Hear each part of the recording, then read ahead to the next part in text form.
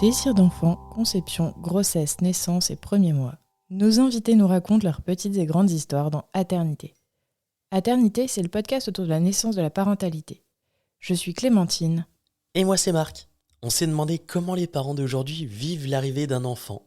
Et parce qu'il y a autant de réponses que de parents, on vous propose de revenir sur ces chamboulements avec certains d'entre eux. Voici leur histoire.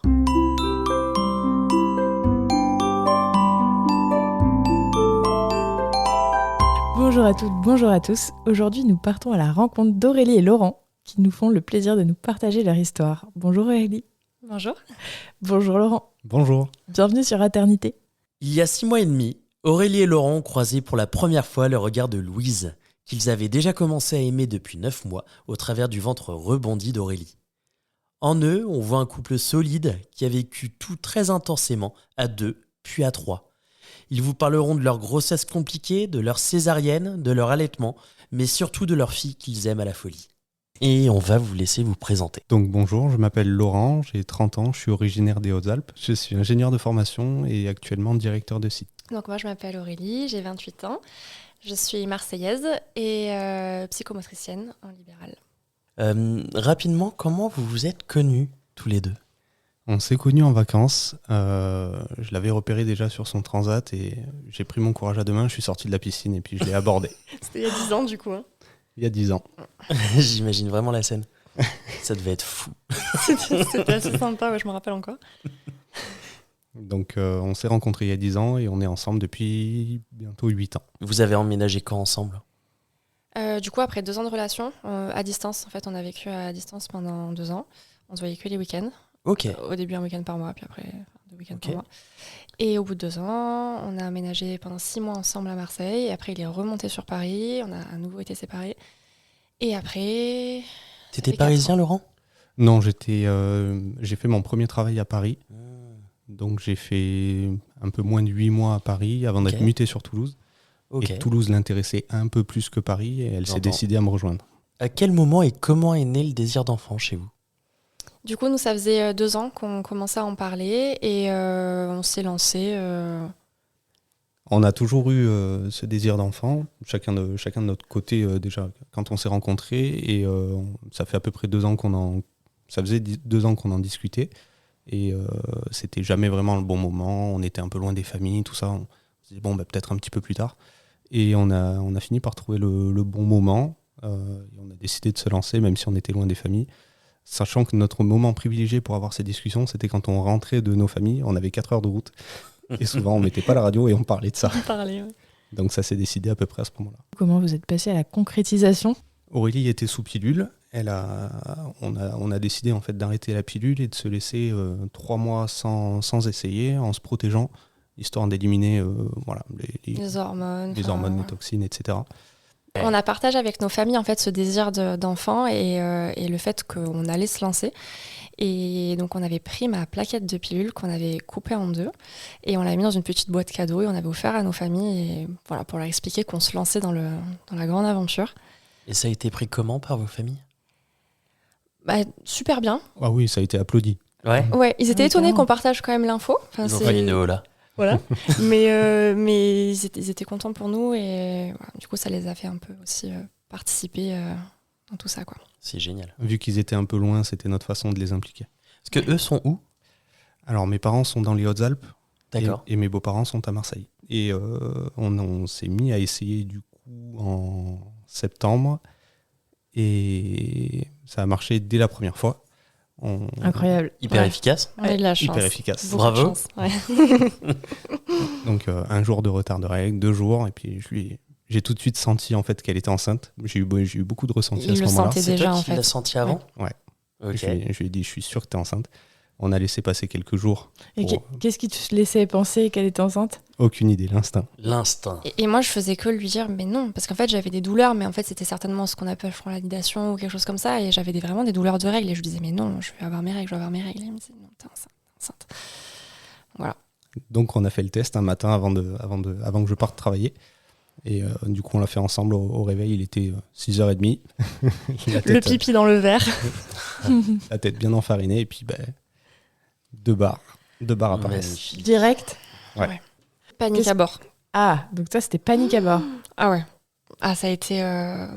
Après, tu t'y attendais peut-être pas ce mois-ci parce que pas du tout. C'était quand même le premier essai. Ah, pas du tout. Et puis moi, qui me renseignais quand même beaucoup, je savais qu'en moyenne, c'était à peu près 6 mois, je crois. Ouais, voilà. un an plutôt. Donc je m'étais dit, bon, bah, voilà, hein.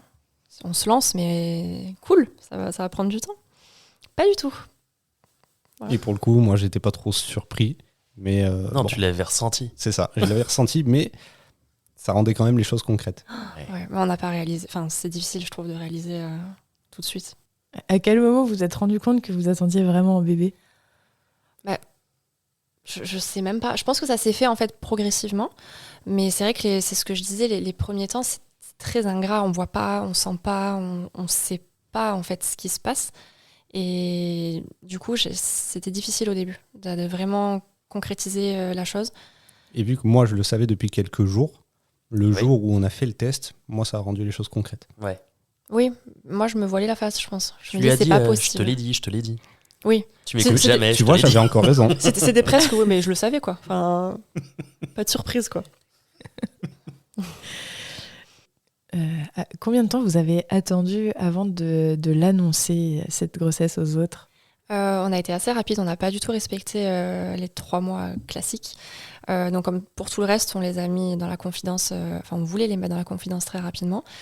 Et donc en fait, il y a juste eu un petit contretemps avec ma mère qui l'a su plutôt que les autres, parce que en 2 mots, bon, elle est assistante dentaire. Et j'avais prévu de passer un week-end à Marseille, et à chaque fois que je vais là-bas, elle se met en tête de vouloir me faire un détartrage. Donc du coup, il y avait le détartrage, et il y avait aussi cette histoire de radio. Elle voulait me faire une radio pour mes dents de sagesse, et du coup, radio, enceinte, ça a clignoté dans tous les sens, et je me suis dit, ce n'est pas possible. Et pour rigoler, elle m'avait dit, de toute façon... t'es pas enceinte, pourquoi tu veux pas faire la radio ? Et donc moi j'ai essayé de tenir, je lui disais non, je suis pas enceinte, mais non, c'est juste que je veux pas faire la radio. Et puis bon, de fil en aiguille, je me disais mais comment je vais m'en sortir ? Et elle m'a dit bon, de toute façon, hein, si t'étais enceinte, il faudrait mettre le tablier de plomb, machin. T'as besoin du tablier de plomb, hein ? T'as besoin ? Mais c'était ça, et j'essayais de m'en sortir par tous les moyens pour pas lui dire, pour pas gâcher la surprise. Et puis après je me suis dit de toute façon ça va être grillé, elle va me voir circuler dans le cabinet avec le tablier de plomb, enfin je pourrais pas passer inaperçu. Et du coup j'étais obligée de lui dire que voilà, il y avait pas... Donc elle l'a su en avant-première. Elle l'a su en avant-première. Comment elle a réagi ? Alors, tout de suite, déjà, l'annonce a été un peu brutale, parce que j'étais un peu énervée en lui disant, parce que je lui en voulais un petit peu d'avoir grillé la surprise. Et donc, sur le coup, elle était un peu choquée. Et puis, tout de suite, les larmes sont montées, elle était très émue. Et en fait, je l'ai coupée direct dans son élan et je lui ai dit, non, mais tu gardes tout ça pour toi. Personne ne doit savoir. Ce week-end, Laurent arrive, on va essayer de faire les choses bien. Tu gardes pour toi. Donc, elle a tout ravalé. Et puis, 5 minutes après, on allait voir mon beau-père pour boire le café. Elle le savait, et donc moi je savais qu'elle savait, donc j'étais un peu tendue. Et en fait, voilà, ça s'est bien passé, elle a tout gardé pour elle, mais... Elle est fiable. Oui, oui, très. Mais voilà. Parce qu'Aurélie avait tout préparé, ça faisait plusieurs semaines qu'elle avait tricoté des petits chaussons pour mes parents, ses parents, mon frère, toute la famille. Et on voulait du coup leur annoncer au travers de cette boîte. Des petits chaussons tricotés ? Oui. C'est trop mignon. Des petits pompons et tout. Et du coup, vous l'avez fait avec toute la famille. Est-ce qu'elle a mimé la surprise ? Oui, alors du coup, après, on a quand même dit... Enfin, on voulait pas mentir, on a quand même dit après qu'elle le savait déjà. Et moi, elle a quand même l'émotion qui est revenue à ce moment-là. Enfin, elle a revécu le moment, on va dire, avec les petits chaussons, parce que ça, elle le savait pas, du coup. Donc, voilà, elle a quand même eu cette surprise-là. Donc, c'était sympa. C'est trop mignon. Oui. Et côté amis, vous vous êtes fait griller ou vous l'avez annoncé ? On s'est fait griller par ma faute. Avec tes potes à toi ? Avec mes potes, parce que j'insistais pour qu'on fasse un pique-nique, pour qu'on puisse vraiment choisir ce qu'Aurélie allait manger, etc. Et puis parce que j'étais pas vaccinée pour... Parce qu'elle n'était pas vaccinée, on voulait éviter avec le Covid dans les restaurants, etc. Donc il y avait pas mal de conditions. C'était pendant le pass vaccinal. Oui, c'est ça. Et du coup, j'avais pas la 3e dose. Et c'était, il me semble, en février ou mars. Enfin, c'est pas la bonne période en général pour aller pique-niquer dans le coin de Toulouse. Mais on avait réussi à les convaincre d'aller faire ce pique-nique. On avait réussi à les convaincre, mais il fait froid, quoi. Donc... Ça. Et il faisait super froid ce jour-là en plus. Et du coup, quand on leur a annoncé, ils ont dit oui, on s'en doutait clairement quand même avec cette proposition derrière, de pique-nique. Vous leur aviez dit avant pour la fin que vous y mettiez ou pas du tout ? Non, on n'avait pas partagé avec tes potes. Et moi, avec mes copines, par contre, elles s'en sont doutées aussi. Quand je les ai vues, en fait, elles s'en doutaient parce que j'avais décalé mon arrivée de 2 jours parce que j'avais fait le test juste avant de partir. Et quand je leur ai annoncé 2 jours après avoir fait le test. Et j'ai une de mes copines qui m'a dit « Ouais, non, mais je me suis doutée. Je savais. » Je sais les choses. C'est ça. Et comment s'est passé votre premier trimestre de grossesse ? Les premières semaines, on a trouvé ça quand même assez particulier parce que, comme on disait, on ne sentait pas, on ne voyait pas, on savait, mais c'était pas concret. Au niveau des symptômes, à partir du premier jour du 2e mois, j'ai commencé à avoir les nausées. Au début, des nausées plutôt cool, qui se sont vite transformées en nausées pas cool du tout, du matin au soir, dégoût alimentaire, tout ce qui va avec. Donc ça a été assez sympathique du 2e mois jusqu'au début du 5e mois. Très mauvaise tolérance à l'hypoglycémie, très sélective sur ce qu'elle mangeait. Enfin, c'était sympa. C'était très très compliqué. Après, sinon, à part les nausées, il y a eu les pertes de sang à la fin du 3e mois, le 24 décembre au soir. Donc j'ai passé la première partie de Noël toute seule aux urgences. Parce que j'étais là, bien entendu, mais période de Covid oblige, ils nous ont pas laissés ensemble. Ouais. J'étais toute On seule. était séparés pendant presque 2 heures. Avec un Ça médecin fait qui était hyper pas dur. très... Oui, et un Ouais. médecin qui était pas très rassurant. On voyait le fœtus bouger, mais il disait je peux pas vous assurer que vous n'êtes pas en train de faire une fausse couche. Très rassurant. Mm. Donc, toi, Laurent, le premier trimestre, comment tu l'as vécu ? C'était assez frustrant. J'aurais préféré lui ramener des fraises ou des choses comme ça plutôt que de subir ces dégoûts alimentaires. En fait, il y avait beaucoup de choses qu'il a tenté sur le coup et puis au final, limite, on le cuisine et puis ça l'a tenté déjà plus. Donc, il y avait pas mal de choses à travailler là-dessus. Ça mais devait sinon, être frustrant. Oui, puis Ouais. on adore manger, donc c'était très Ouais. compliqué d'avoir cet aspect voilà. déjà de base, dégoût, interdit de saucisson, de machin, de Oui, les choses comme interdits ça. Ça, classiques. c'est vraiment Mais dur. au-delà Oui. de ça, tous ces dégoûts alimentaires, c'est vrai que c'était assez compliqué à gérer. Mais bon, on a réussi. Et donc, vous arrivez à la T1. La T1, donc Oui. la première échographie. Super, Et magnifique. c'était la première fois que vous le voyez ? Ah bah non, il y avait eu cette échographie aux urgences. Oui, alors juste avant, il y avait eu l'écho de datation, la toute Vous l'avez première. fait, Là, ok. voilà. Après, il y avait eu l'écho aux urgences, mais bon, qui était assez expéditive et pas dans un contexte très cool. Et après, il y a eu la fameuse T1, très très belle écho, où on voit le bébé vraiment en entier. C'est une des seules où on le voit vraiment en entier. Avec le cœur qui bat, Oui. Oui. ouais, Oh là là, qui va moi, hyper vite. À fond. Moi, C'est je pleurais émouvant. à chaque fois. Ouais, C'est Je terrible. comprends. Ah, c'était trop beau, trop beau. Est-ce que ça a commencé à matérialiser ce bébé, finalement, cette première écho ? Oui, pour moi, oui. Moi, j'en avais pas besoin, j'étais déjà à fond. Oui, mais ça rendait quand même plus concret parce qu'en Oui, plus, bien sûr. on l'avait pas vu bouger, je crois, à la première. Non. Mais on se dit, il se passe quelque chose. Ça y est, on voit vraiment qu'il se passe quelque chose. Et puis, on avait pris le temps de bien regarder si tout allait bien. Et tout allait très bien. Donc, c'était vraiment, vraiment cool. Vraiment un super moment. Donc, t'enchaînes après cette magnifique T1 sur le 2e trimestre. Mouvementé. Donc, pour toi, c'était pas la lune de miel ? Non, c'est là où les nausées ont continué. Voilà, sinon c'est pas drôle. Et puis on s'est rendu compte que j'avais un utérus contractile assez rapidement. Donc, Alors, qu'est-ce que c'est ? utérus contractile.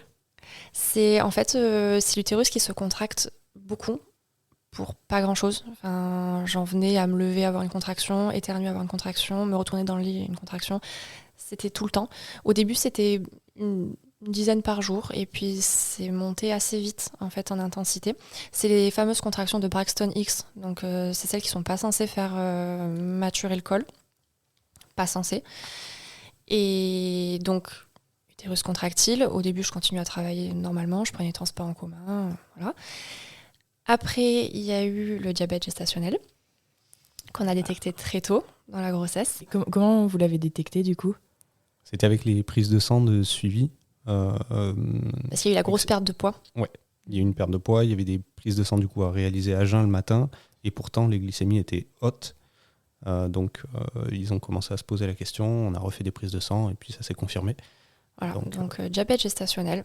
Elle a gagné les prises de dextro avant et après chaque repas, donc 6 fois par jour. Dans les doigts. Ouais, je devais Voilà. me piquer le bout du doigt 6 fois par jour, avant et après chaque repas, pour vérifier la glycémie, pour que ça ne monte pas trop en fait par rapport au bébé. Donc Ça on peut supprimait encore des aliments, c'était génial.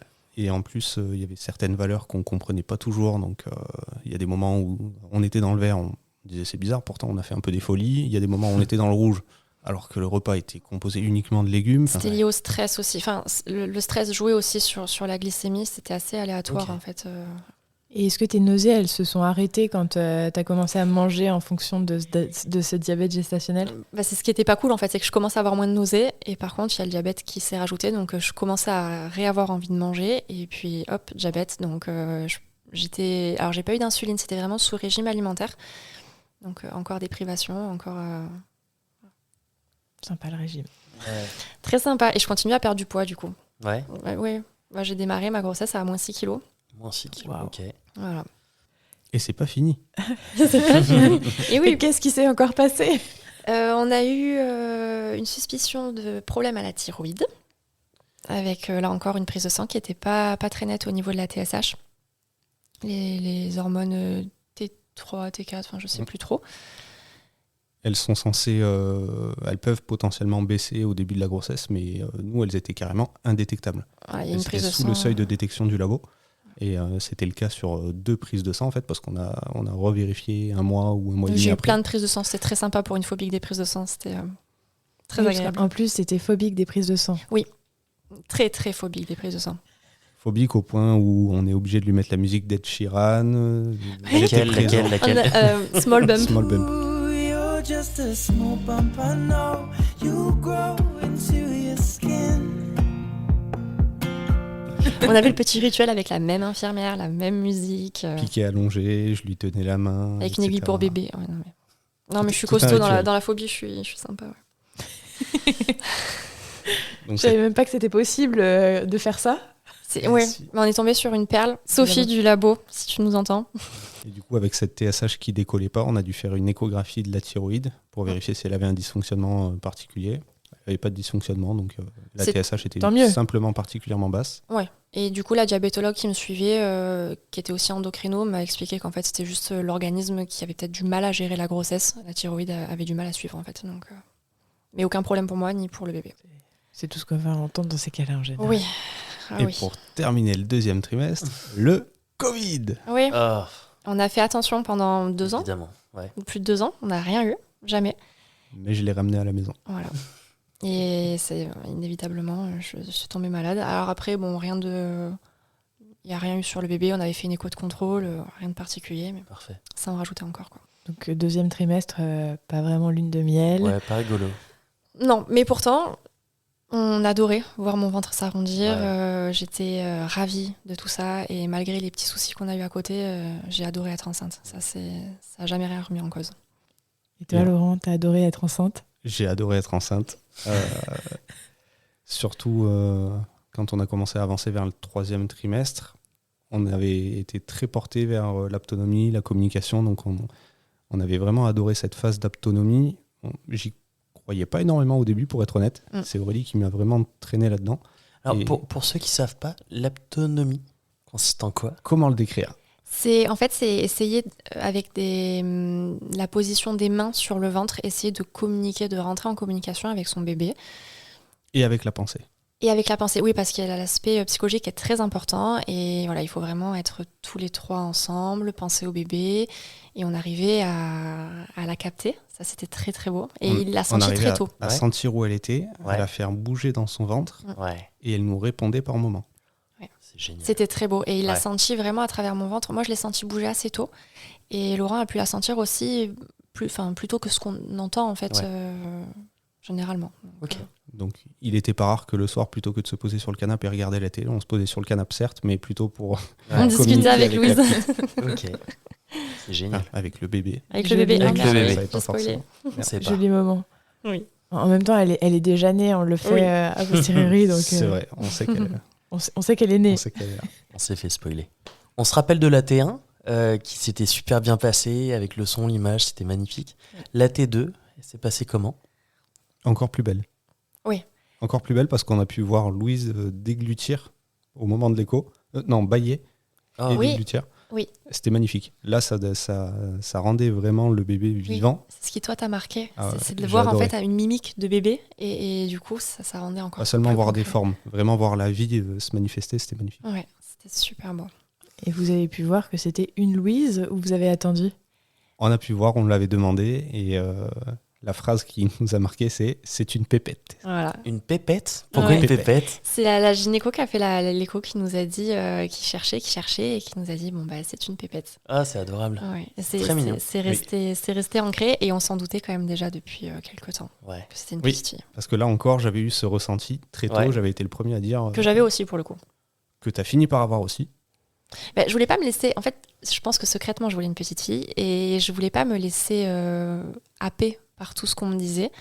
Donc j'essayais d'être la plus neutre, mais à chaque fois que je pensais au bébé, je pensais à une petite fille. Ouais. Et je me forçais à me dire, mais c'est peut-être aussi un petit garçon. Et c'était spontanément une petite fille dans ma tête. Donc, Après cette T2 pour les intimes, donc vous avez enchaîné sur le 3e trimestre. qui a eu son lot aussi. D'accord, donc après un 2e trimestre chargé, le 3e trimestre super chargé. Donc qu'est-ce qui s'est passé au 3e trimestre? Bah, utérus toujours contractile, forcément. Donc de plus en plus de contractions. Et menace d'accouchement prématuré à 30 semaines. Waouh. L'angoisse. Totale. Ouais. Hospitalisation pendant 2 jours, piqûre en intramusculaire pour maturer les poumons au cas où bébé arrive trop vite. Ouais. Gros Le stress. stress, ouais. Gros stress. Donc retour à la maison, plus rien à faire à la maison. Quasiment vraiment, alité. être voilà, sur le canapé, prendre une douche, Ouais. aller au lit, mais pas plus, quoi. Ok. Et toi, comment tu l'as vécu, Laurent, ce moment-là? Oh bah, c'était assez stressant parce que je savais que ça pouvait arriver à tout moment et on n'était pas prêt du tout, ni psychologiquement ni matériellement. Et Surtout matériellement. Enfin, on se stressait avec des broutilles, quoi. Ouais. Ouais. Mais on n'était pas prêts, quoi. donc ça a mis un coup d'accélérateur quand même. Et bon, d'un Sur autre quoi? côté, sur la préparation, Ouais. l'achat du matériel, est-ce qu'on La a vraiment pensé logistique, à tout surtout. ça? Ouais. Je pense surtout la logistique. Ouais. La chambre du bébé, les vêtements. C'est ça. Puis ça nous permettait de peut-être pas penser aussi, enfin, de rester sur la logistique. On écartait un peu tout ce qui pouvait se passer de plus grave, on va dire, si elle arrive. Parce que 30 semaines, c'est petit tout encore. Ça se fait très bien, mais c'est petit. Ah, ça emporte son petit lot de problèmes derrière. Mm. Alors, soit d'arriver au Oui. terme. Et puis j'aimais tellement être enceinte que pour moi, si je pouvais la garder, même plus que les 9 mois, je l'aurais gardée. Et Louise l'a senti parce qu'elle n'a pas voulu se retourner. Elle est toujours restée la tête en haut. Oui, parce qu'il y a eu Ouais. ça aussi, en fait, qui a rythmé aussi toutes les échos, c'est que mademoiselle était en siège toute la grossesse. Elle ne s'est jamais retournée. Donc on nous a dit ça peut encore arriver, ça peut encore arriver. Donc Ouais. on y croyait, on attendait, on n'a rien fait de particulier. Et jusqu'au moment où on nous a dit bon ben là, Faudrait il y a quand des même qu'elle chances se pour retourne. retourne pas. Faites quand même rapidement quelque chose, une VME ou de l'acupuncture, etc. C'était un peu dommage que ça nous soit dit si tard. On a eu des éléments un peu contradictoires, mais on a fait du coup une séance d'acupuncture qui n'a malheureusement pas porté ses fruits. On a même tenté la VME à la maternité, qui a failli presque fonctionner. marché. Elle était retournée à 90%, mais elle a vite repris sa position tête en haut. Il Donc restait ça voulait 10%. C'est ça. Et ça voulait pas. Et après, on a été un peu fataliste et on s'est dit, bon, mais si elle veut pas, c'est qu'elle est peut-être bien comme ça. On a essayé. On va pas s'acharner et Mais on a laissé. on partait malgré tout vers un accouchement voix basse, parce que la maternité nous avait dit que c'était largement faisable, que c'était courant. Ok. Il fallait simplement vérifier. On a fait une écho, une radio, je sais plus. Radio du bassin pour Du bassin. vérifier les mesures, pour voir si ça passait. Donc le premier retour était que c'est bon, ça pouvait passer. Ok. Et en fait, en refaisant une échographie, je crois, avec notre sage-femme, on s'était rendu compte que la tête était quand même particulièrement grosse pour notre fille. Et Ah. on a sollicité du coup un nouveau rendez-vous à la maternité pour vraiment questionner Et une être sûr sage-femme du choix. et un médecin. Et là, vraiment, on a senti que c'était potentiellement risqué Ouais. pour Louise Ok. et pour Aurélie. Parce qu'en fait, elle avait un petit corps tout fin et une tête, une bonne tête. Et vu que c'était le corps qui sortait en premier, on nous a dit, là, c'est quand même risqué. Et est-ce que vous avez essayé l'autonomie du coup pour le faire se retourner ou ça Ah. n'existe que dans les films? Alors, dans la les films, ça sage-femme, n'existe pas d'ailleurs.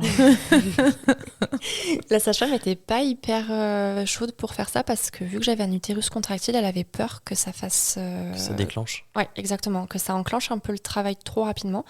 Donc là encore, on a laissé faire un peu trop, peut-être. Et au moment où on a commencé à un peu s'en inquiéter, c'était trop tard. Enfin, elle pouvait plus. Au-delà de l'autonomie, on s'est aussi préparé en consultant une consultante en lactation vraiment se renseigner pour mettre toutes les chances de notre côté pour que l'allaitement se passe bien. C'était vraiment une volonté d'Aurélie et la mienne également. C'est devenu un projet commun. Donc on prenait vraiment les infos pour faire en sorte que ça se passe bien sur les positions, sur les rythmes à donner, etc. J'ai fait un atelier dédié pour les papas également, pour préparer l'arrivée du bébé, les premiers changes, les premiers bains, etc. Ça consistait en quoi, ces ateliers ? Déjà, on essayait d'échanger entre nous, prendre un peu les infos de comment ça s'était passé, comment on se préparait à la maison, comment on équipait en termes de logistique, comment les mamans se sentaient. On avait un petit poupon aussi pour faire les premiers changes, les premiers bains. Ah, ça devait être chouette. C'était trop bien. Et donc c'était vraiment un moment que j'ai apprécié. Et on nous apprenait les notions, même si je les connaissais déjà grâce à Aurélie. Je l'avais bien briefé. C'est ça.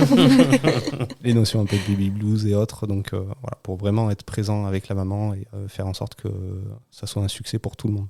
Ok. Pas seulement pour le papa. C'est trop bien. Et la valise maternité, elle a été prête quand ? Assez tardivement, même si on y avait quand même réfléchi en amont. Au final, on repoussait. Puis il y a eu l'alitement aussi qui a fait que je pouvais pas trop m'agiter dans la maison non plus. Mais au cours du 8e mois, on a commencé à la préparer. Donc c'était plus Vous l'avez fait à 2, hein ? Oui, alors Ok. c'était en décalé. Moi, je préparais la journée et Ok. le soir, je lui sautais dessus quand il rentrait du boulot. Et je lui disais, voilà, tu vois, il y a ça à tel endroit, ça à tel endroit. Parce qu'on était encore dans l'idée d'un accouchement classique. Ouais. Donc je m'étais dit, bon, dans la panique, il vaut mieux qu'il sache où tout se trouve. J'avais fait des listes, des post-it.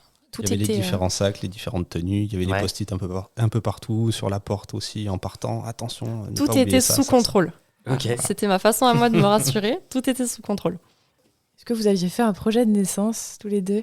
Oui, alors on avait comme souhait que ça se passe le plus simplement possible, tout en étant quand même...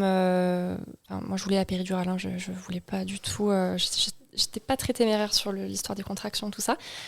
Mais on voulait quelque chose d'assez simple, pouvoir accueillir le bébé, enfin, pourquoi pas que Laurent puisse récupérer le bébé à la naissance, enfin, des choses assez classiques. On insistait vraiment sur la communication et l'échange. Voilà. Ok. On voulait vraiment vivre les choses à fond. Être impliqué et vraiment ressentir les choses pour Aurélie comme pour moi. Je souhaitais vraiment être impliqué, couper le cordon bien entendu. Et il était tenté même d'aller voir ce qui se passe de l'autre côté. Ça, je voulais pas. J'avais mis mon veto là-dessus. Mais il voulait accueillir Louise. Et du coup, vos plans ont été un tout petit peu perturbés ? Légèrement. Ce qui s'est passé, c'est qu'on a fait une dernière échographie pour vérifier la taille de la tête. Parce que ça restait quand même une angoisse pour moi. Même si on nous avait validé cette voix basse, j'avais toujours cette angoisse. Et si la tête reste coincée ? Et on est tombé sur une gynéco pas très sympathique qui a un peu remis en cause ma motivation quant à la voix basse et qui a sous-entendu que la césarienne serait peut-être plus adaptée dans mon cas, alors que moi, pour moi, césarienne, c'était vraiment tout ce que je redoutais le plus dès le début, dès que j'ai su que j'étais enceinte. C'est quelque chose que j'ai répété sans cesse. Je ne veux pas de césarienne, ça serait vraiment le pire pour moi. Voilà. Donc, j'étais motivée pour ma voix basse. Elle a réussi à me faire douter quand même. Mais on a quand même demandé une dernière échographie pour être vraiment sûr et vraiment prendre la décision avec toutes les infos. Le rendez-vous était pris le lendemain. On a fait l'écho et c'est là où on s'est rendu compte que la tête était quand même sacrément imposante. Gros. Oui, par rapport au corps en fait. Si le corps avait été plus gros, le chemin aurait été fait. Là, c'était pas le cas. Et ni la gynéco ni la sage-femme ne nous préconisaient une voix basse. Ok. On leur a... Donc la décision, vous l'avez prise ? Très difficilement. On a pris la décision ce jour-là, donc c'était un jeudi. Ouais. Et la gynéco a ouvert l'agenda et a dit bon, ben, est-ce que mardi vous convient pour la césarienne? Comme si on prenait un rendez-vous chez le dentiste. C'est exactement ça. C'est fou. C'était assez fou, surtout que j'étais vraiment très contrariée par cette décision. Donc moi, j'étais vraiment dans l'affect et je pleurais tout ce que je pouvais parce que c'était pas possible. Ce qui était en train de se passer, c'était irréel pour moi. C'était tout ce que je redoutais. Mais Laurent l'a vécu différemment, par contre. À l'opposé, moi, j'étais vraiment soulagé. Ouais. Parce que ça faisait du coup plusieurs semaines qu'on était dans l'angoisse un peu entre la menace d'accouchement prématuré, etc. Donc là, c'était la libération. De se dire, ça y est, on voit une fin, on sait que Louise ira bien, on sait qu'Aurélie ira bien. Et ça me permettait aussi de mettre tout en ordre au boulot. Je savais que j'avais jusqu'à lundi soir pour tout mettre en ordre et être vraiment libéré et dédié à Aurélie et Louise le mardi. J'ai fini tous mes dossiers. Elle peut arriver. Comment ça s'est passé du coup après la programmation de la césarienne? Donc il y a eu 5 jours. C'était très rapide. Et moi, personnellement, je l'ai très très mal vécu. Pendant 5 jours, je pleurais beaucoup, toute la journée. Et j'envisageais toujours le pire. Et je ne voyais que le négatif dans cette césarienne. Je n'arrivais pas à me rendre compte qu'en fait, pour sa santé à elle et aussi pour la mienne, c'était vraiment la meilleure décision. J'arrivais pas à me faire à l'idée. Donc en fait, c'est la césarienne qui te faisait paniquer? Oui, dans ma vie, il ne m'est jamais rien arrivé. Pas un point de suture, pas un gros bobo. J'ai jamais rien eu. Donc là, la chirurgie, enfin c'est une chirurgie, c'est quand même une opération. Ça me paniquait totalement. L'acte en lui-même, l'après, tout me paniquait en fait. Et toi, Laurent, t'as pu faire quelque chose pour ça? Non, quand elle T'étais est, démunie. quand Ouais. elle est dans ces phases vraiment d'angoisse Ouais. comme ça, et je l'avais jamais vue aussi angoissée, aussi fermée. J'avais quand même un petit peu de mal à la ramener, à la rassurer sur ces aspects-là. J'arrivais pas à être raisonnée en fait. C'était irraisonné toutes les craintes que j'avais. Ouais. Donc sur le coup, ça marchait, mais une heure après, ça recommençait. Donc c'était pas Ok. forcément facile à ce moment-là. Compliqué. Donc 5 journées de douleur, De stress. d'angoisse, de stress. On arrive à la fin de ces 5 jours. Vous arrivez à la maternité, qu'est-ce qui se passe? Ouais, c'est surréaliste parce qu'on sait qu'on va la rencontrer, que Ouais. c'est imminent. Enfin, on savait que ça allait être en fin de matinée. Ça devait être en fin de matinée. Donc on a préparé ses tenues, on les a mises dans le berceau, on a préparé sa turbulette. Aurélie s'est changée aussi, elle avait sa blouse bleue, La fameuse blouse. son là grand là, sourire. Non, c'est pas vrai, elle souriait pas du tout à ce Non, on a moment-là. pris une photo juste avant de descendre au bloc, mais je suis dans un état lamentable. On dirait que je porte la misère du monde sur mes épaules. Enfin, c'est terrible. Et on a su, juste en arrivant à la maternité, pendant l'écho de contrôle, pas une écho, pardon, le monitoring de contrôle, qu'en fait, je passerais pas en fin de matinée, mais que j'allais passer beaucoup plus rapidement, parce que la césarienne, avant moi, avait été annulée. Donc le chirurgien est passé me voir parce que la sage-femme lui a dit que j'étais très stressée. Donc il a passé une tête dans la petite salle et ça nous a beaucoup rassurés de le voir en avance. Oui, il a été adorable. Il nous a rassurés autant qu'il pouvait Ouais. parce que j'étais encore quand même sacrément loin dans mon angoisse à ce moment-là. Et donc on est descendu, on est monté au bloc, parce que c'est toute une Elle a histoire. toujours eu du Non, mais mal. c'est toute une histoire. Le bloc était à l'étage, en fait. Moi, pour moi, dans l'inconscient, c'est toujours en bas, les blocs opératoires. Enfin, bref. Et donc, on est monté au bloc plus rapidement que prévu. Et qu'est-ce qui s'est passé? Ils t'ont endormi? Alors, pour la pose de la rachie, parce que du coup, c'est pas une péridurale, c'est une rachie, donc on n'a pas le petit cathéter, juste on nous fait la piqûre et ça anesthésie tout le bas du corps. Ok. J'avais demandé à ce que Laurent soit avec moi. En fait, ça faisait partie quand même du projet, parce qu'on avait quand même fait une petite partie dans le projet de naissance sur la césarienne, même si à l'époque, ça me semblait très très loin. On avait quand même mis des petits trucs. Et c'était un souhait de notre part qu'il soit là à toutes les étapes de la césarienne. Qui nous avait séparés au début. Il avait installé dans la salle pour la pose de la rachie. Ils m'ont demandé de venir pour l'acte. Pour Vraiment, l'acte, pour venir ouais. à ce moment-là. Et là, c'était terrible. J'ai découvert Aurélie dans un état pas possible. Une crise de panique. Crise de panique complète. Ouais. J'essayais de la raisonner, de la toucher, de lui parler, de la regarder, mais rien n'y faisait. J'étais hermétique. Elle était bloquée, elle était en boucle. Ouais. Et je lui disais, ramène-moi à la maison. Le truc improbable, je lui disais, non, je veux rentrer à la maison. Déjà que je voulais pas accoucher parce que je voulais garder ma fille. Voilà, pour moi, c'était vraiment synonyme, on m'éventre et on m'arrache ma fille. Donc c'était vraiment... c'était impossible pour moi de vivre ça. Et je lui disais, ramène-moi à la maison. Donc il savait pas quoi faire, il savait pas quoi dire. Donc c'était super dur à ce moment-là. T'étais inaccessible. Ouais, Complètement. complètement. Complètement. Tu l'as pas ramené à la Je maison. me, je me mettais face à elle, je lui bloquais le visage, je la regardais. Ouais, il essayait par tous les Raisonne-toi, moyens de... On va découvrir notre fille dans 1 heure, Ouais. elle est avec nous. Et je captais pas. Pour moi, c'était pas synonyme de ça. C'est ça. J'arrivais pas à réaliser ça, que j'allais rencontrer ma fille, que ça allait se passer dans les minutes qui arrivaient, quoi. Donc pose de l'arachie extrêmement compliqué. Une fois que c'est fait, donc il commence à l'allonger. Moi, il me demande de sortir pour vraiment la préparer à l'opération avant de me reproposer de venir. Poser le champ stérile, tout ça. Donc j'attends dehors, dans le couloir, et là je me dis, mais comment ça va se passer? C'est pas une anesthésie générale. Comment ça va se passer? Et tu Si croises elle est le dans chirurgien. cet état, c'est terrible. Et le chirurgien sort, me demande comment je vais. Je dis, bah, non, là, ça va pas du tout. J'ai vu comme est Aurélie, je sais pas. Est-ce que c'est possible de faire une anesthésie générale? Comment ça peut se passer? Parce que là, elle est pas du tout dans l'état d'accueillir sa fille. Donc il essaye de me rassurer comme il peut. Et au final, Et moi, pendant ce temps, en fait, ce qu'il a su après, c'est que la phase où il était à l'extérieur, je fais un petit malaise. Donc je sens que mes jambes commencent à... C'est normal, enfin, commencent à être... réagir. Voilà, être tout engourdi, les petites fourmis, tout ça. Donc c'était tout à fait normal. Et là, on me dit vite, allongez-vous vite, parce qu'après, si on sent plus rien, enfin, on peut plus nous allonger. Enfin, c'est compliqué. Donc je m'installe, et puis là, je sens un malaise qui arrive. Enfin, je sentais que ça bourdonnait, je me sentais vraiment pas bien. Je le dis à l'anesthésiste, et je commence à paniquer, parce que je me dis, si je suis dans cet état pour rencontrer ma fille, ça va être horrible. Et elle met un petit truc, je sais pas, elle met un truc dans la perf, et d'un coup, en 30 secondes, je me sens beaucoup mieux. Et en fait, ça, c'est au moment où il est rentré dans la salle, ça faisait quelques secondes que je me sentais super bien. Et là, mais transformation totale, il m'a pas reconnue. J'appréhendais pour rentrer dans la salle et là j'arrive, je la vois. Tout sourire. Ah, t'es là, mon amour. Mais euphorique, pimpante. je commençais à être euphorique. On va rencontrer notre fille, c'est trop bien, viens près de moi. Qui est cette femme? Il m'a pas reconnue, il a demandé. Mais... Merde, je me suis trompé de salle. Excusez-moi, madame, je ressors. Non. Et il a regardé l'anesthésiste et la jeune femme, il lui dit mais. Je lui ai dit, vous avez mis quelque chose là. Vous avez dû Il la pensait shooter. qu'on m'avait shooté pour me calmer en fait. Non, monsieur, on n'a rien mis. Non, et en fait, c'est là où j'ai commencé à réaliser que j'allais rencontrer ma fille. D'ailleurs, j'ai failli faire pleurer l'anesthésiste. Elle me dit, mais arrêtez, vous allez me faire pleurer. Et j'ai complètement changé d'état d'esprit. Ouais. Métamorphosé. L'opération commence et là, elle explose de joie. On va rencontrer notre fille, c'est trop bien. Elle me broie la main comme elle peut le faire. J'explosais d'amour en fait. Je criais, mais je t'aime, on va rencontrer notre fille. Enfin, c'était trop beau. C'était vraiment un beau moment. Tout le monde était un peu ému dans le bloc avec tout ça. Moi, j'ai quand même tenté de demander si je pouvais aller voir la sortie de ma fille. Oui, parce qu'il Ouais. voulait voir même le ventre. Il s'en foutait du ventre ouvert, lui, il voulait tout voir. Moi, je l'aurais pas tenté. Hein. Ah, mais il voulait. Moi, je lui disais non, tu restes là. Non. Bon, ça a été refusé. Ouais, je comprends. Ça me fait pas très étonné quand même. Et notre fille sort et donc le champ stérile est légèrement baissé pour qu'on puisse la voir. On l'avait demandé. Notre fille sort, on la voit apparaître et avec les yeux ouverts. Bon, Elle est née les yeux ouverts. Elle vous a regardé? Alors, toi, tu l'as vue avant moi. moi Parce- je l'ai vu. oui. Je l'ai vu avant et je l'ai vu avec 2 tours de cordon autour du cou.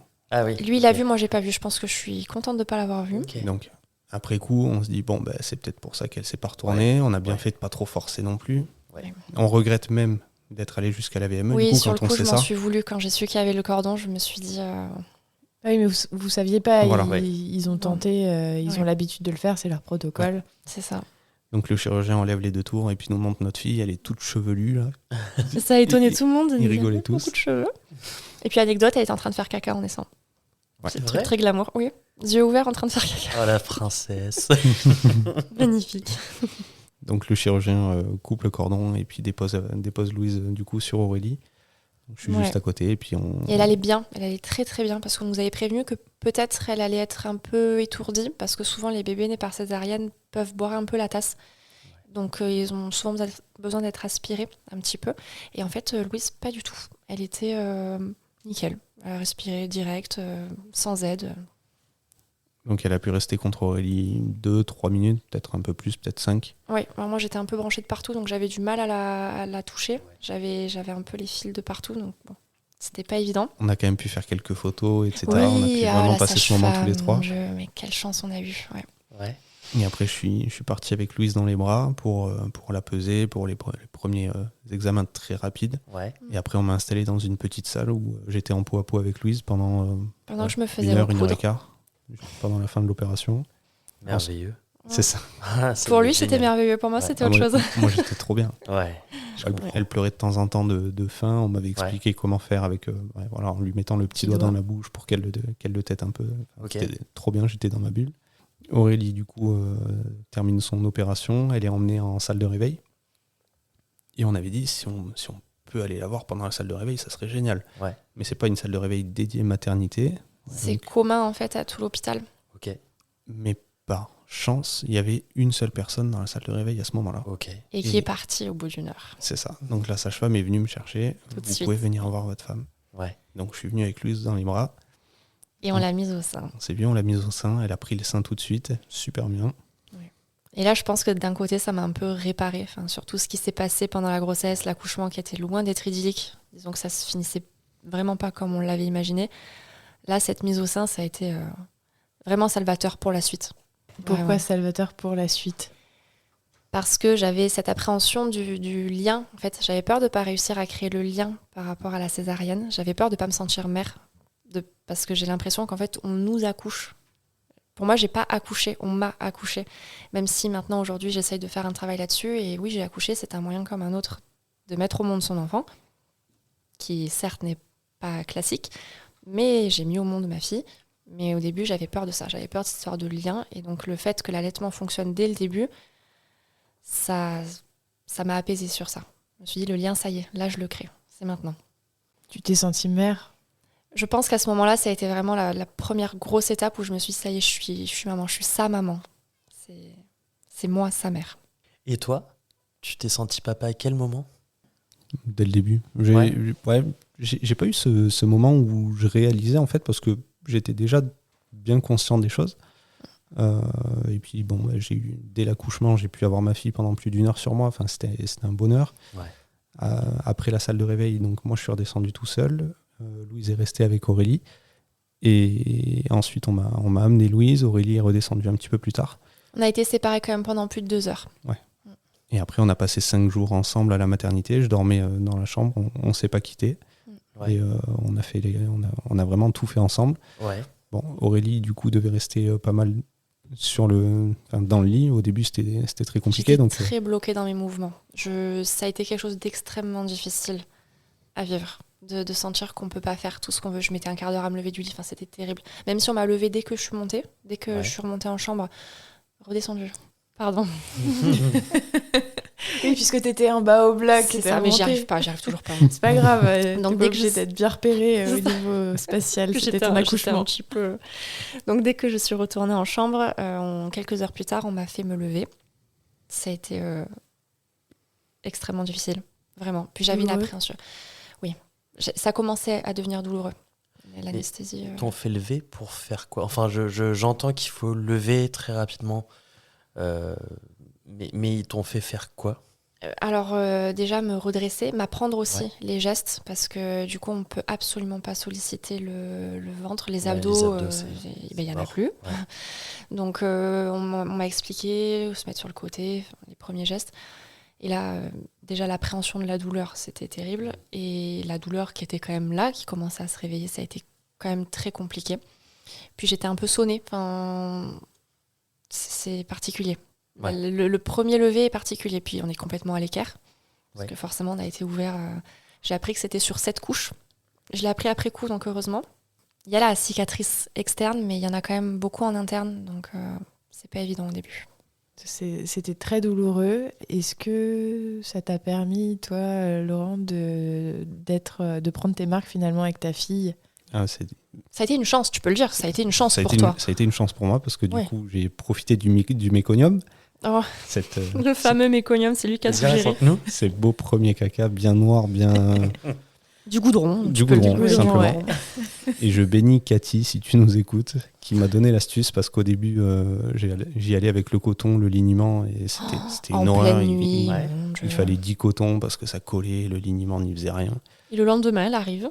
Et en fait, il suffisait de coller un coton bien mouillé pendant 30 secondes, histoire de bien désincruster. Ouais. Ensuite, il n'y a plus qu'à essuyer, ça part tout de suite. Donc là, voilà, on vous révèle l'astuce qui a quand même sauvé le reste de nos nuits. C'était génial. Ouais. Donc, j'ai vraiment pu créer ce lien dès le début. Donc, j'ai fait Il faisait tout. les tenues, j'ai fait les couches, j'ai fait le premier bain aussi. Et Tu en la plus, mettais au sein. Tu me la mettais au je sein. te l'amenais Enfin, au il sein. faisait tout. Ouais, c'était un super travail d'équipe, quoi. Oui, et en Oui. plus, j'étais là aussi pour Aurélie, pour lui faire la première douche, le Il m'a lavage aidé de aussi. cheveux, Ouais. pour essayer vraiment de la... Il s'occupait de la nous deux, en stimuler. fait. Donc, c'était que du bonheur. On était dans notre bulle, alors beaucoup dérangé quand même, parce qu'on est dans une maternité, donc il y a tous les examens, etc. Mais Mais on était on a bien. quand même vraiment bien vécu ces 5 jours à la maternité. Il y a un souvenir que tu gardes vraiment de la maternité, quelque chose qui ressort? J'allais lui chercher des morceaux de fromage à la fromagerie d'en face, parce qu'elle n'a Après pas pu en 9 manger mois. pendant 9 mois. Je savais que ça lui ferait plaisir. J'allais chez le Ouais. fromager, je prenais des petites portions, parce Ouais. qu'on n'avait pas de frigo. Et Donc il me ramenait mon ça- bon. ça le faisait rire en plus, Ouais. donc j'y allais tous les jours prendre un petit morceau de fromage. Génial. Ça, c'était C'était génial. Ouais, c'était génial. Ah, c'était un bon moment. Et toi, Aurélie? Alors moi, j'ai beaucoup aimé les nuits, en fait. Je dormais pas beaucoup. C'est vrai Ouais. que la première nuit, j'ai pas dormi. Je m'en suis pas rendu compte. J'ai pas dormi. T'étais shootée aux hormones. Complet. Mais complètement. Mais je pense pendant les 5 jours, j'ai très très peu dormi. Au cumulé sur les 5 jours, j'ai dû dormir 6-7 heures, quoi. Enfin, Ouais. je dormais pas. Et c'est les sages-femmes parfois qui venaient, qui nous mettaient une pancarte sur la porte et elles me notaient sieste parce qu'elles me disaient reposez-vous. Ça, Là, c'est génial. oui, et elle disait ne soyez pas dérangés, reposez-vous, reposez-vous. Moi, j'y arrivais pas, je planais complet, je faisais que regarder ma fille, j'étais émerveillée, complètement émerveillée. Donc les plus beaux souvenirs pour moi, c'était la nuit, Laurent dormait et moi, je la prenais avec moi dans le lit et je la gardais dans le creux de mon bras et je dormais avec elle et ça, c'est vraiment des moments que j'oublierai jamais, quoi. Un jour, il a fallu partir de la maternité. Comment vous êtes rentrés? En voiture? Oui, En voiture avec notre précieux. On ça faisait- fait drôle, ça fait très drôle quand on part. Donc on essayait vraiment de faire attention à tout. J'ai jamais conduit aussi doucement pour rentrer à la maison. Déjà parce que moi j'avais Oui, mal, oui. déjà, Pour 2 raisons. Voilà, j'avançais pas. sa fille et sa femme. Et voilà, on retourne à cet appartement qu'on avait quitté 5 jours plus tôt. Rien n'avait bougé. Et puis on arrive, on pose le cosy, et puis on se dit, ça y est, on est à la maison, on est tous les 3. Et maintenant, qu'est-ce qu'on fait? Et maintenant, qu'est-ce qu'on fait? Et Et Ouais. très pratique, Et- une machine. Ah oui, bah oui. Oui. Oui. C'est bête, mais c'est le truc auquel on a pensé tout de suite. Et voilà, on s'est remis dans le bain en fait du quotidien avec notre poupette qui était sur le canapé, qui a rien dit, qui dormait tranquillement. Et puis nous, on a repris notre. qui était très calme, donc c'était un bonheur de reprendre nos marques à la maison. Puis on en a eu avait beaucoup de chance besoin, je là-dessus. pense. Besoin de reprendre un peu les marques, de Ouais. voilà, reprendre un peu possession des lieux, parce que mine de rien, 5 jours, ça passe vite, mais c'était un peu hors du temps. Et de revenir dans notre quotidien, ça fait du bien, mais ça fait bizarre. Est-ce que tu as réussi à te reposer un peu plus qu'à la maternité? Je pense que ça s'est fait progressivement, mais les premières nuits, je crois que je dormais toujours pas beaucoup. On n'était pas beaucoup réveillés, parce qu'elle a quand même très rapidement tenu 2-3 heures sans téter. Donc au final, on dormait quand même pas si mal que ça. Je m'attendais à bien pire. On s'attendait à bien pire pour les nuits. Donc on a été agréablement surpris. Et c'est au fur et à mesure, je pense que j'ai réussi à récupérer un petit peu, à me reposer. La journée aussi, je me reposais un petit peu quand elle dormait. Et on a passé 7 semaines ensemble à la maison parce que j'ai pris mon congé paternité de 4 semaines maintenant. Ouais. Ah oui. Et j'avais combiné avec 3 semaines de congé payé. Donc on a vraiment fait notre bulle pendant cette semaine C'était génial. à base de sieste avec Louise sur le ventre. Ah ouais. C'était génial. Ouais. On a profité vraiment. C'était La parenthèse enchantée. Ouais, c'est ça. Et vous avez eu la visite de vos proches rapidement ou ça s'est fait un petit peu plus Oui, on avait Oh, organisé, on avait fait d'abord mes parents, après tes parents. Donc ils sont venus quelques jours, mais on est resté quand même assez. On avait restreint un petit peu pour vraiment profiter tous les 3. C'était vraiment un souhait de notre part. Donc on voulait la partager un petit peu, mais on voulait quand même en profiter au maximum. Qu'est-ce qui vous a marqué dans ces premiers mois avec Louise? On avait beaucoup de chance d'avoir un bébé aussi calme et doux et surtout très éveillé. Oui, elle était facile à vivre et très éveillée, comme tu dis. On, ouais. on s'est demandé si c'était en lien avec l'autonomie qu'on avait faite ou bon, si c'était le hasard. Ouais. Mais c'est vrai qu'elle réagissait beaucoup à nos sollicitations. Elle était très curieuse, elle avait les yeux bien ouverts et puis elle cherchait toujours d'où venaient les bruits, la lumière. On sentait Elle était vraiment qu'elle intéressante ouais. en fait, même si au début ils font pas grand chose, mais c'est vrai que voilà, elle était quand même assez intéressante et très très calme et vraiment très douce.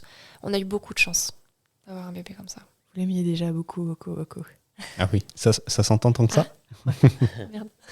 Après ta césarienne, toi, ton rapport au corps, comment tu l'as vécu?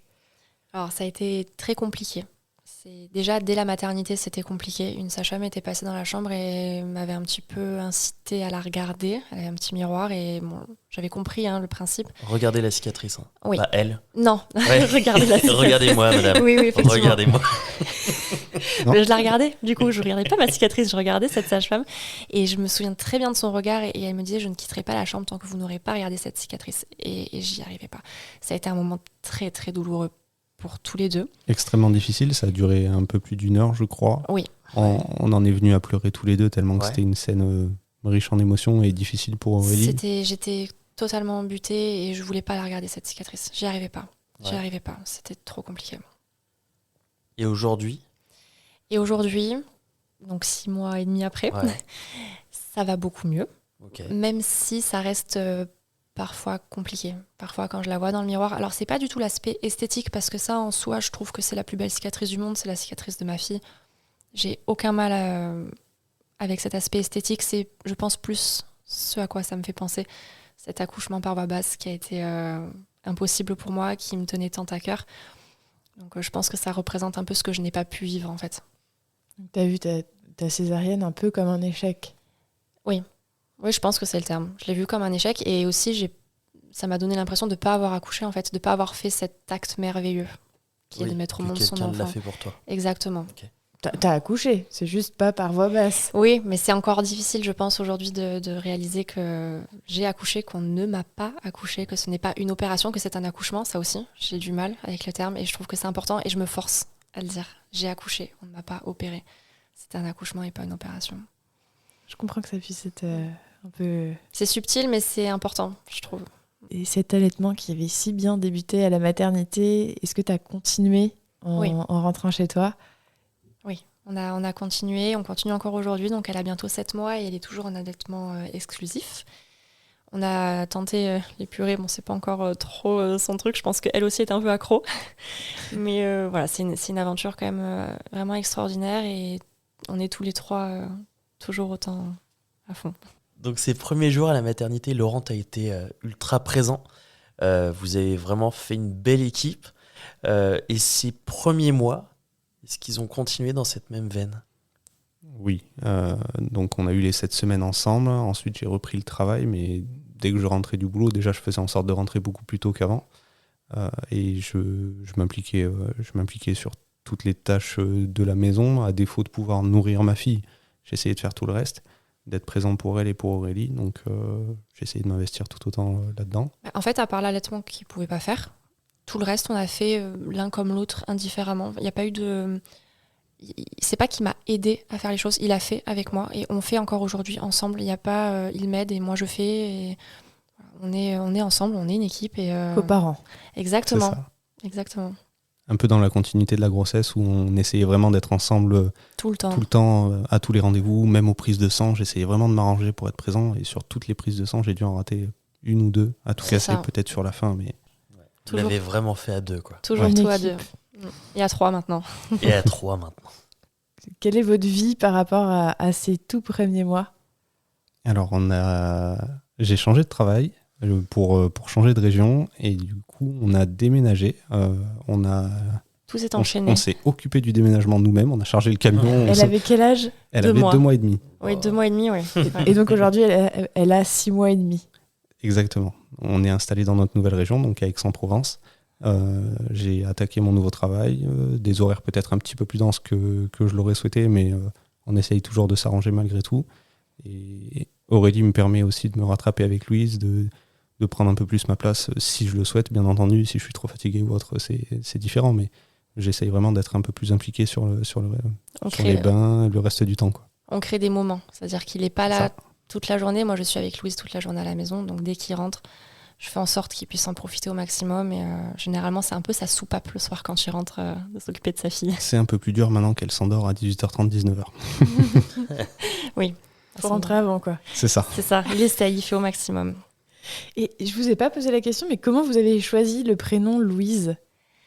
Alors, le prénom Louise, donc pour moi, c'est un coup de cœur depuis des années. Mais on avait été très organisés. On avait fait Ouais. chacun sur notre carnet la liste des prénoms qui nous avaient plu. On avait acheté le bouquin des prénoms. On avait noté tous les prénoms, garçons comme filles. On ne connaissait pas le sexe encore à l'époque. Après, on s'est échangé le On carnet avait mis des codes, plus, pour noter les prénoms de l'autre. Après, on a fait du coup un mix de tout ça. Et Mise en Louise commun. était dans le classement. C'était pas la seule. Mais c'est vrai que c'était un vrai coup de cœur pour Aurélie. Et Depuis des années. pour moi, c'était vraiment un prénom que je trouvais joli aussi. Donc, on a dit banco pour Louise. Heureusement que c'était une fille, parce que pour les garçons, on avait eu beaucoup plus de mal à trouver un prénom C'était compliqué, ouais. qui faisait l'unanimité. Donc, on s'en est plutôt bien tiré. Et vous les aviez choisis du coup à quel moment? C'était avant l'écho du 2e trimestre? Ah, mais en fait, avant même que je tombe enceinte, on savait que si c'était Ah une fille, oui. elle s'appellerait Louise. D'accord. Oui, c'est quelque chose qu'on avait discuté bien avant ça. Pendant les 3 mois sans pilule, on avait regardé tout ça et On avait on anticipé. avait déjà pu faire notre choix. Qu'est-ce que vous auriez aimé qu'on vous dise à propos de la maternité et de la paternité? Moi, j'ai eu la chance d'avoir une future maman qui s'était beaucoup renseignée, qui avait beaucoup lu. Il y avait beaucoup de bouquins à la maison que j'avais pas forcément eu le temps de lire, mais elle me débriefait quand même tous les soirs à la maison. Et ça mettait vraiment en avant le fait que les bébés ne peuvent pas prendre de mauvaises habitudes et qu'il ne faut pas hésiter à les prendre dans les bras, à les câliner, à être présent au quotidien et pas forcément chercher à ce que le bébé dorme dans sa chambre tout de suite, fasse ses siestes dans sa chambre, etc. Et même si elle m'avait dit tout ça, si j'avais pu lire quelques passages dans les livres, j'avais quand même au fond de moi cette petite idée de me dire bon, allez, quand même, là ça fait 2 siestes qu'elle fait sur moi, la 3e je vais essayer de la poser quand même dans son couffin à côté, etc. Et là, avec le recul, je me dis mais non, c'est la bonne façon de faire, c'est la façon dont on a envie de faire les choses. Et je regrette pas du tout d'avoir été quand même relativement proche de Louise, de l'avoir vraiment câliné comme il faut, parce qu'aujourd'hui j'ai l'impression que son réservoir affectif est vraiment bien rempli. Elle ne pleure pas, elle n'a pas réellement besoin de nous. On sent vraiment qu'elle est sécurisée et qu'elle a confiance en nous, qu'elle réagit toujours à nos interactions. Donc, si je pouvais donner un conseil du coup aux futurs parents qui nous écoutent, c'est foncez, faites comme vous le sentez. Si vous avez besoin d'être proche de vos enfants, faites-le. On arrive à la fin de l'épisode. Un immense merci à tous les deux de nous avoir accueillis chez vous à Aix-en-Provence et de vous être livrés comme vous l'avez fait. Merci à vous de nous avoir écoutés. C'était super intéressant et on est très contents d'avoir partagé ce moment avec vous. Nous aussi.